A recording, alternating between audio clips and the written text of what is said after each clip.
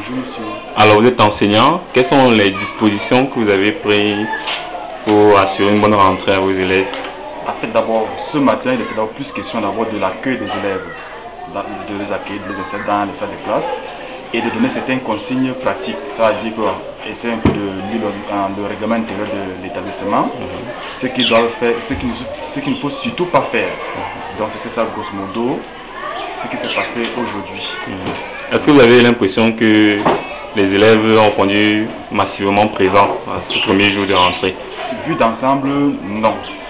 Mais ce qui est sûr, c'est que beaucoup se présenteront demain. Parce que les parents viennent encore inscrire les enfants.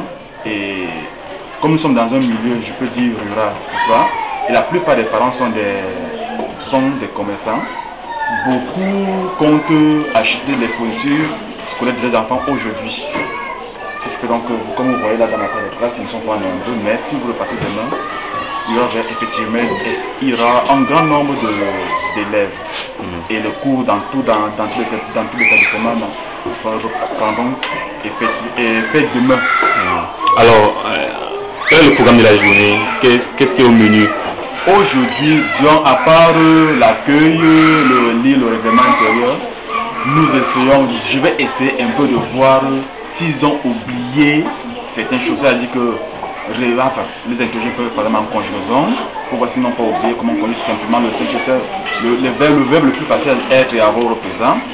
Si ça va différer entre un chiffre et un nombre, mais il n'y aura pas de leçons proprement dites. C'est demain que nous allons entrer dans le vif du sujet. Alors, sur quel signe est-ce que vous vous placez cette année?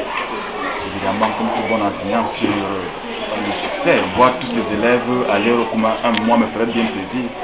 Je n'aime pas, je n'aimerais pas revenir et retrouver que certains sont en reprise. Même comme nous sommes juste dans une classe intermédiaire, mais ça ne ferait pas beaucoup.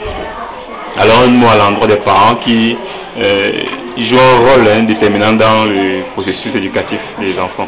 Aux retardataires de se presser et à ceux qui ont bien inscrit leurs enfants à l'école, de veiller, de ne pas nous abandonner la charge, de veiller, c'est-à-dire qu'il faudrait qu'il y ait en plus, c'est-à-dire l'école et la maison.